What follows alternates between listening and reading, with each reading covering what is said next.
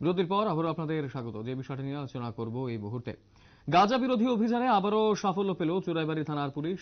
উল্লেখ্য, প্রতিদিনের মতোই চুরাইবাড়ি নাকা পয়েন্টে রুটিন তল্লাশিতে রবিবার গভীর রাতে সন্দেহমূলক একটি 6 চাকার গৃহ সামগ্রী বোঝাই ASSC 0792 নম্বরের লরিটি চুরাইবাড়ি নাকা পয়েন্টে পৌঁছালো। কর্তব্যরত পুলিশ কর্মী লরিটিকে আটক করে এবং তল্লাশি চালায়।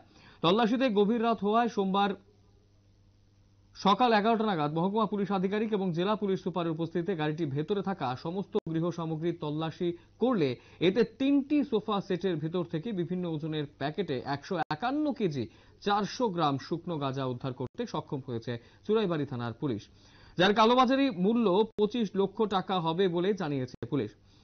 এতে সাক্ষ্য হিসেবে রাখা হয়েছে ডিসিএম করজম রিয়াং এবং শিক্ষক সুমিত নাথকে। এই কাণ্ডে লরি চালক এবং সহচালককেও আটক করেছে চুরাইবাড়ি থানার পুলিশ। ধৃতদের বিরুদ্ধে সুনির্দিষ্ট ধারায় একটি মামলা হাতে নিয়ে তদন্ত চালানো হবে বলে জানিয়েছেন জেলা পুলিশ সুপার ভানুপদ চক্রবর্তী।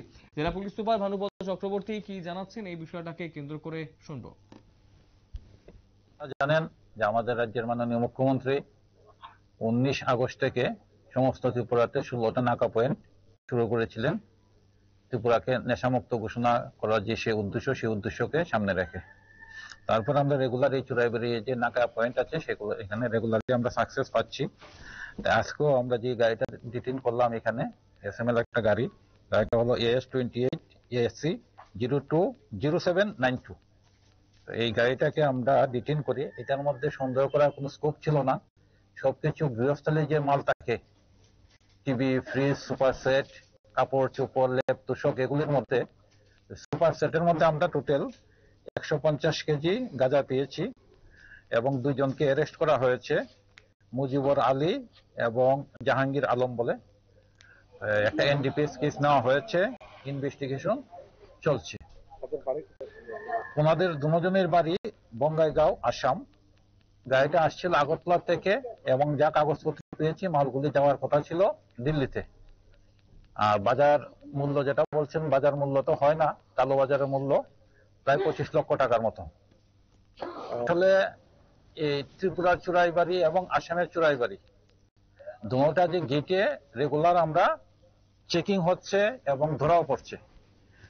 দুনো রাজ্যের পুলিশ মিলিতভাবে আমরা ত্রিপুরাকে এবং আসামকে নেশামুক্ত করার উদ্দেশ্য নিয়ে কাজ করছি, যাতে যুব সমাজ রক্ষা পায়। এই পাচারকারীরা তারা এখন আর কোনো স্কোপ খুঁজে পাচ্ছে না। কিছুদিন আগে আমরা ধর্মনগরে ধরেছি, যেখানের মধ্যে শরীরের মধ্যে প্যাকেট বানিয়ে নিয়ে যাচ্ছিল।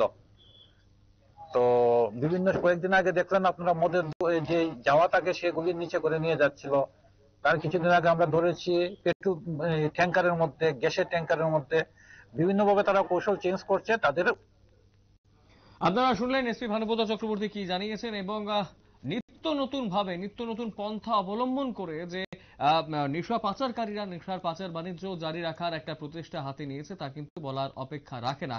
একই রকম ভাবে আজ গৃহ সামগ্রী নিয়ে যাওয়ার একটি লরির ভেতরে, সোফা সেটের ভেতরে প্রচুর পরিমাণ গাঁজা উদ্ধার করেছে পুলিশ। সময় ছোট বিজ্ঞাপন বিরতির, রয়েছে অন্যান্য সংবাদ, সঙ্গে থাকবেন।